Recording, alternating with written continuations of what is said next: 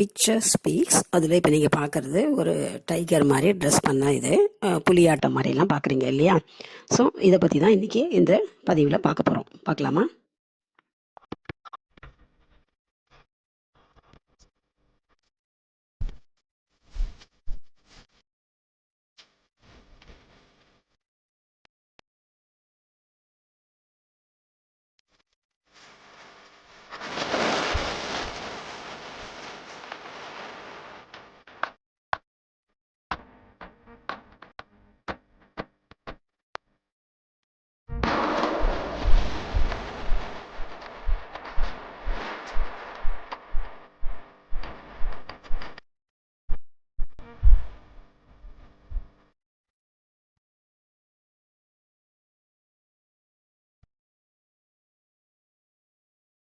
இது வந்து this is called Pulikali. Pulikali means tiger dance. It's one among the 4 art forms of Kerala.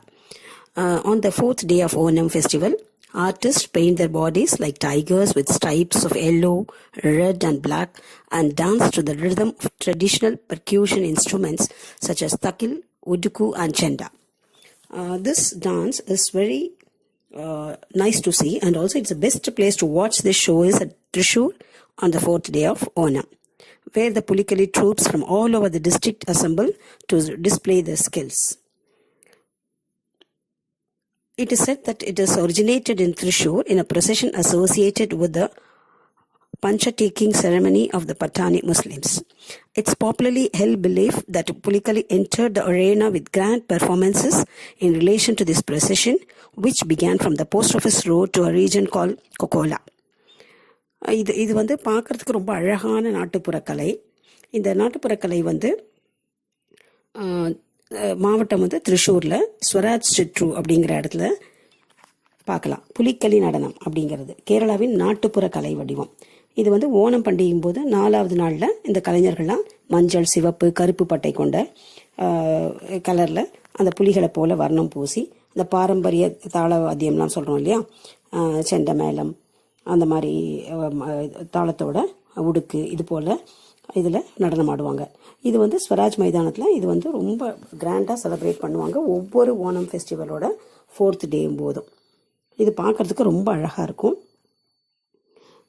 இதில் வந்து பங்கேற்பவங்க வந்து எல்லாருமே வந்து இந்த ஒப்பனை வந்து ரொம்ப அழகாக பண்ணிப்பாங்க. அது வந்து அகற்றுவது கொஞ்சம் கடினம் தான் இருந்தால் கூட அது மேலே இருக்கிற ஒரு பற்றுனால அந்த இது பண்ணுவாங்க.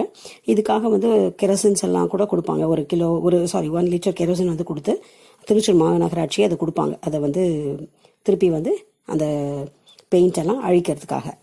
கொஞ்சம் சவாலான விஷயம்தான், இருந்தாலும் அவர்கள் வந்து ரொம்ப தன்னுடைய ஆத்மார்த்தமான அன்போடையும் ஆத்மார்த்தமான திருப்தியோடும் செய்கின்ற ஒரு கலை இது.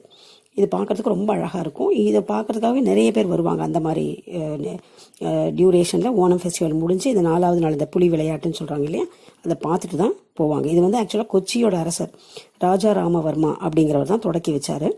இது வந்து ஒரு பெரிய பண்டிகையை முன்னிட்டு நடக்கின்ற ஒரு நாட்டுப்புற கலை. இது வந்து காளி அப்படின்னா மலையாள மொழியில் ஆடுதல்னு பொருள். ஸோ புலிக்காளி அப்படிங்கிறது மருவி புலிக்களி அப்படின்னு சொல்ல ஆரம்பித்தாங்க. இது வந்து தன்னோட வீரர்களுடைய வலிமையை வெளிப்படுத்தணும் அப்படிங்கிறதுக்காகவே இதை கொண்டு வந்ததாக சொல்லப்படுறது. ஸோ ரொம்ப அழகான இந்த நிகழ்வு தான் இப்போ நீங்கள் பார்த்துட்ருக்கீங்க இந்த பதிவில். ஸோ கேரளாவிற்கு செல்பவர்கள், ஓணம் பண்டிகையை முன்னிட்டு செல்பவர்கள் அந்த ஓணம் பண்டிகை முடிந்து 4வது நாளில் இந்த புலிக்காளி அப்படிங்கிற ஒரு நிகழ்வையும் கண்டு கழித்து ரசிக்கலாம் அப்படிங்கிறது தான்.